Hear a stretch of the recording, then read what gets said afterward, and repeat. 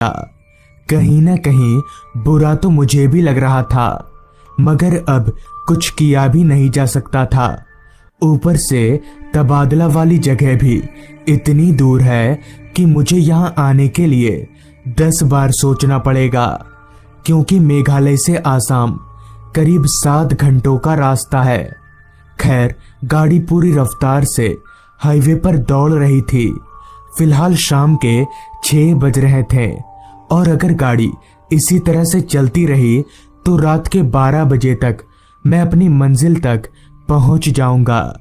क्योंकि मौसम बरसात का चल रहा था तो जाहिर सी बात है किसी भी वक्त बारिश आ सकती थी। और आसमान देखकर ऐसा ही लग रहा था, क्योंकि आसमान पूरी तरह से काले बादलों की गिरफ्त में था। तकरीबन 3 घंटे लगातार कार ड्राइव करने के बाद मैंने एक ढाबे पर रुककर छोटा सा ब्रेक लिया और हल्का फुल्का खाना खाकर वापस से आगे बढ़ने लगा। तब रात के 9:30 बज रहे थे। यूं ही कुछ देर तक ड्राइव करने के बाद रात के 11 बजे तक मैं नेशनल हाईवे से अलग एक ऐसे रास्ते पर आ गया जो रास्ता कम जंगल ज्यादा लग रहा था।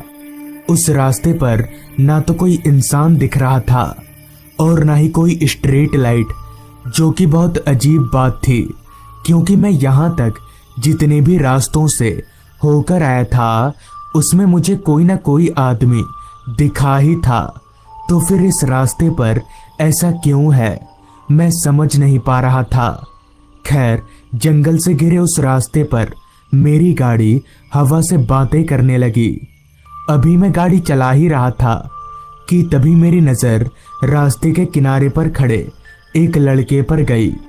उसकी उम्र यही कोई 14-15 साल की रही होगी। अभी मैं दूर से ही उस लड़के को देख ही रहा था कि तभी अचानक ही बारिश शुरू हो गई। पहले तो मैंने सोचा था कि गाड़ी ना रोककर आगे बढ़ जाऊंगा, मगर बारिश को देखते हुए उस लड़के पर मुझे दया आने लगी। लिहाजा मैंने अपनी गाड़ी को ठीक उस लड़के के पास रोका और मेरी सीट के बगल वाली सीट का शीशा गिराते हुए उस लड़के से बोला, ओए छोटू, कहीं जाना है क्या तुमको? चलो मैं छोड़ देता हूँ। तो इस पर उस लड़के ने सिर्फ अपना सिर हाँ में हिलाया और मेरी सीट के बगल वाली सीट का दरवाजा खोलकर गाड़ी के अंदर आ गया। उस लड़के के बैठते ही मैंने अपनी कार को आगे बढ़ा लिया। बारिश अब और भी तेज हो चुकी थी।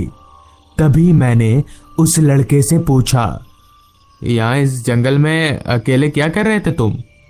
तो इस पर लड़का बोला, कुछ नहीं, बस ऐसे ही। तो मैंने बोला, अच्छा, कहाँ जाना है तुमको?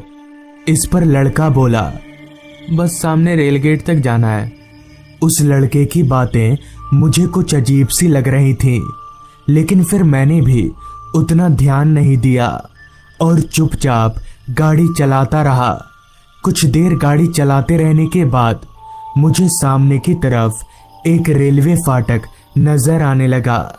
तभी उस लड़के ने कहा, यहीं पर रोक दीजिए। लेकिन उस रेलवे फाटक के आसपास मुझे एक भी घर या कोई आदमी नजर नहीं आ रहा था, जिस पर मैंने उस लड़के से कहा भी, यहाँ उतरोगे तुम? तुम्हारा घर कहाँ है, बोलो, मैं तुम्हें घर तक छोड़ दूंगा। इस पर उस लड़के ने जवाब दिया, नहीं नहीं, आप मुझे यहीं उतार दीजिए। जिसके बाद मैंने उस लड़के को वहीं उतार दिया और कार लेकर वहां से आगे बढ़ गया। अब तक रात के 12 बज चुके थे और मैं अपनी मंजिल के बेहद करीब था। तभी जब मेरी नजर अपने बगल वाली सीट पर गई तो मेरा बगल वाला सीट एकदम सूखा हुआ था, जबकि मुझे अच्छे से याद है कि वो लड़का बाहर की तरफ, उधर तो अभी अभी मैं एक 14-15 साल के लड़के को छोड़कर आ रहा हूँ। कहीं वो तो नहीं था तुम्हारा बेटा? तो शंकर बोला, क्या आप रेलवे फाटक से आ रहे हैं, वो भी जिंदा? शंकर की इस बात पर उतना ध्यान ना देते हुए मैंने कहा, वो सब छोड़ो, तुम मेरे साथ चलो अभी रेलवे फाटक पर। जिसके बाद मैं शंकर को अपनी कार में बिठाकर रेलवे फाटक की तरफ बढ़ने लगा। अब तक बारिश बंद हो चुकी थी। शंकर के चेहरे पर झलकती परेशानी को मैं साफ तौर पर देख पा रहा था। और परेशान हो भी क्यों ना, आखिर उसका बेटा जो खो गया था। तभी मैंने शंकर का मन बहलाने के लिए उससे पूछा, अच्छा तुम कुछ बोल रहे थे रेलवे फाटक के बारे में? इस पर शंकर बोला, साहब वो रेलवे फाटक ठीक नहीं है, मैं आपको बाद में बताऊंगा उसके बारे में, अभी आप बस मेरे बेटे को ढूंढ दीजिए। शंकर से ये सुनकर मैंने कार की रफ्तार और ज्यादा बढ़ा दी। कुछ देर बाद हम लोग उस रेलवे फाटक पर पहुंचे। फाटक गिरा हुआ था, शायद ट्रेन आने वाली थी। अभी मैं कार रोककर फाटक खुलने का इंतजार कर ही रहा था कि तभी शंकर ने रेल पटरियों की तरफ इशारा करते हुए मुझसे कहा, साहब वो मेरा बेटा। मैंने जब शंकर के इशारे की तरफ देखा तो मेरी सिट्टी बिट्टी गुल हो गई, क्योंकि वही लड़का जिसे मैंने थोड़ी देर पहले लिफ्ट दिया था वो रेल पटरियों पर चलते हुए आगे की तरफ जा रहा था। हालांकि मुझे और शंकर को उसका चेहरा नहीं दिख रहा था, मगर पीछे से मैं पहचान गया कि वो वही लड़का है। किसी भी वक्त उस पटरी पर ट्रेन आ सकती थी, लिहाजा मैं झट से गाड़ी से बाहर निकला। मेरे साथ ही साथ शंकर भी निकला, मगर मैं शंकर का इंतजार ना करके खुद ही दौड़कर उस लड़के की तरफ जाने लगा। मैं दौड़ रहा था और वो लड़का रेल की पटरियों पर सिर्फ चल रहा था, मगर मैं दौड़कर भी उस लड़के के पास नहीं पहुंच पा रहा था। जैसे कोई अदृश्य शक्ति मुझे पीछे की तरफ धक्का दे रही हो, मगर मैं भी हार मानने वालों में से नहीं था। जैसे तैसे मैं उस लड़के तक पहुंच गया और उसका हाथ पकड़कर रेल पटरियों से दूर करने लगा, मगर वो लड़का अपनी जगह से 1 इंच भी नहीं हिल रहा था और न ही वो खुद रेल पटरियों से हटने की कोशिश कर रहा था। तभी मैंने पीछे पलटते हुए शंकर से कहा, मेरी मदद करो, यहाँ आओ जल्दी। पीछे पलटते ही मैंने देखा कि शंकर मेरी ओर आने की बहुत कोशिश कर रहा है, मगर वो अपने कदमों को बढ़ा नहीं पा रहा। तभी शंकर चीखते हुए मुझसे बोला, साहब उसे छोड़ दीजिए, वो मेरा बेटा नहीं है, वहां से हटिए।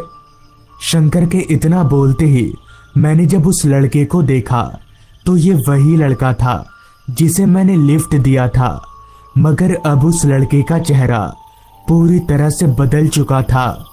उसकी आंखें पूरी सफेद हो चुकी थी और चेहरा ऐसा था जैसे किसी ने बहुत बेरहमी से मारा हो। ये देखकर मैं बहुत ज्यादा डर गया और वहां से भागकर शंकर की तरफ आ गया। इतने में ही ट्रेन आ गई और उस लड़के को कुचलती हुई आगे निकल गई। मगर जब ट्रेन वहां से निकल गई तब जो हमने देखा वो देखकर मेरे रगों में दौड़ता खून पानी सा हो गया, क्योंकि ट्रेन गुजर जाने के बाद भी वो लड़का पटरियों पर उसी तरह से खड़ा था। ये देखने के बाद हमारे भीतर इतनी हिम्मत नहीं बची थी कि हम वहां रुक सकें, लिहाजा हम कार में बैठकर वहां से फटाफट निकल गए। तभी मैंने कार ड्राइव करते हुए शंकर से कहा, यह सब क्या हो रहा है? वो लड़का, और तुमने ऐसा क्यों बोला कि वो तुम्हारा लड़का है? मेरी बात सुनकर शंकर बोला, साहब दरअसल मेरी नज़र बहुत कमज़ोर है और बेटे के खो जाने के गम में मुझे लगा कि वही मेरा बेटा है। आगे शंकर ने बताया,